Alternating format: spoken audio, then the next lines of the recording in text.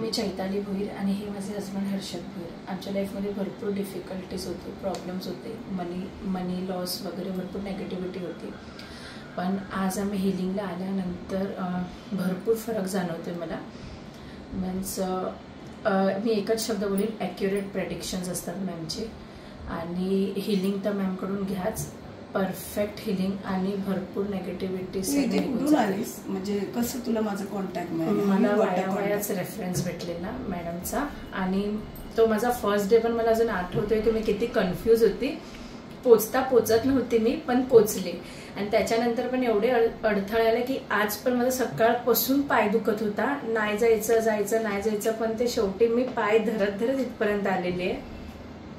आणि आजच्या हिलिंग नंतर मला भरपूर बेटर वाटते, भरपूर बेटर. भरपूर फरक पडलेला आहे. कारण की मला जाणवलं असं, मला जाणवलं काहीतरी आहे, एनर्जी आहे. हिलिंग मध्ये तुम्हाला एनर्जी जाणवली. तुला कसं वाटलं? भरपूर म्हणजे पहिला गॉडेसेस दिसले बोलले तू? मला स्वामी दिसले.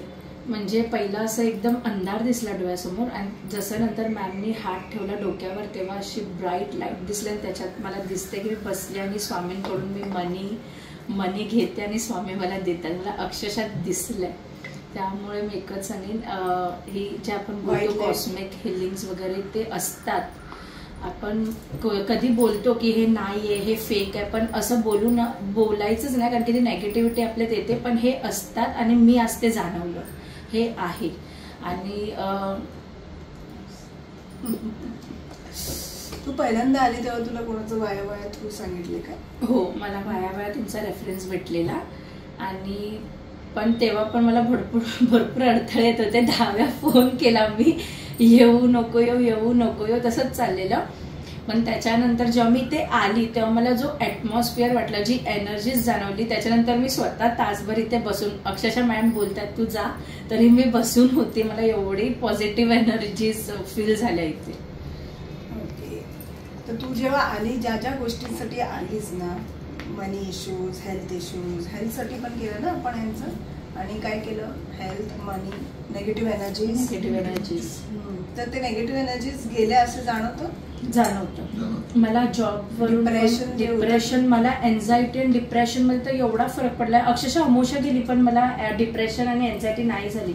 नाहीतर जसं तुम्ही बोलले, मला अमोशा आणि पौर्णिमेच्या दिवशी ना अक्षरशः breathing problem, heavy breathing problem होतो. म्हणजे असं बोलता पण मला दम लागतो, श्वास लागतो. बसल्यावर पण मला दम आणि श्वास लागतो. पण ही अमोशा गेली तर मला जाणवलं पण नाही, मला ते आठवण पण नाही की मला असं व्हायचं करून. आणि तुम्हाला असं मला भरपूर फरक पडला. म्हणजे जेव्हा तू पहिल्यांदा आली, ज्या गोष्टीचं ते मला फील पण होत होतं की तू डिप्रेशन मध्ये आहे. एकच गोष्ट 10 विचारणं, एन्झायटी, डिप्रेशन. आणि त्यानंतर तुमचे रिलेशन्स कसे, भांडण काय आहे? नाही, अजिबात नाही. आणि त्याच्या आधी थोडंसं असं व्हायचं तू मम्मी, पण त्याच्या आता 1.5-2 महिने झाले काहीच नाही. काहीच नाही, नथिंग. म्हणजे इथं आल्यापासून भांडण नसतं, भांडण म्हणजे वाया असं कुठेतरी काहीतरी होतं ना तसं. आणि ते पण विदाउट रिझन, डिस्टर्ब.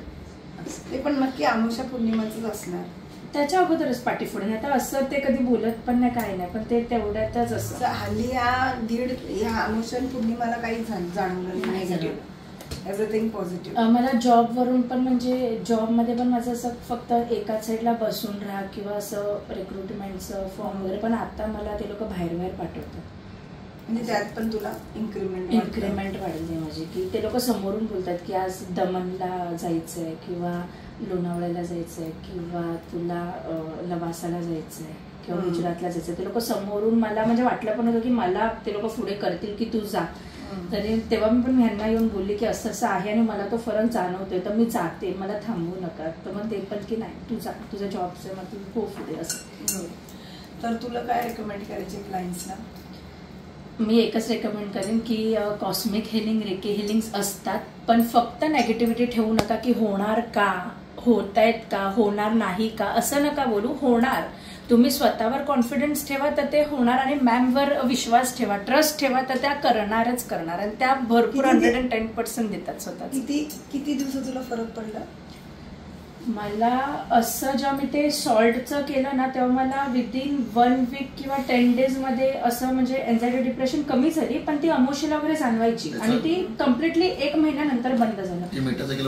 हा, आणि ते अक्षरशः हातात घेतल्यावर पण असं हात असं वजन जाणवतं, भरपूर हेवी जाणवतात हात. पहिला काय नाही वाटायचं, नंतर मला ते एकदम जशी सवय केली तसं मला ते काहीच नाही वाटायचं. मला असं कुठे जाणवलं ना की एन्झायटी डिप्रेशन, तर मी ते हातात घ्यायचे आणि ते बोलली ना की मला असं, आणि नंतर 8-10 दिवसात कमी व्हायचं, 8-10 दिवसात, पण 1 महिन्यानंतर आज 1 महिना झाला मला आता ते जाणवतच नाही. असं मध्ये तरी कुठेतरी होतं पण ते लगेच शिफ्ट होतं. ठीक आहे. तर रेकी एनर्जीला काय बोलायचं तुला? Thank you very much reiki healings. Thank you आणि थँक्यू ममता मॅम.